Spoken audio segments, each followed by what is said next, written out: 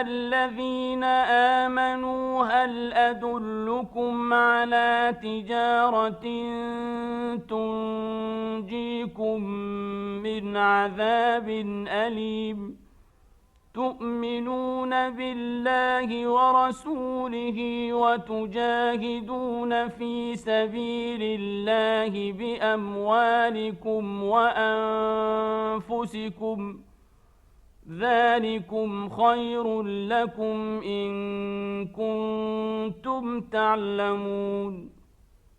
يغفر لكم ذنوبكم ويدخلكم جنات تجري من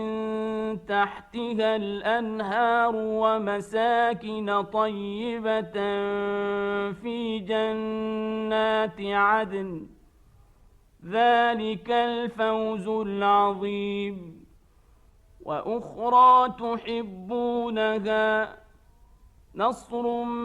من الله وفتح قريب وبشر المؤمنين يا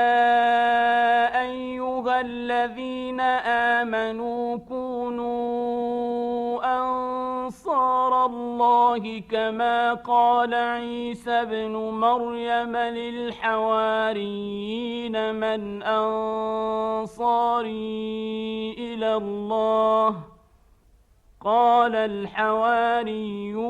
نحن أنصار الله فآمنت طائفة من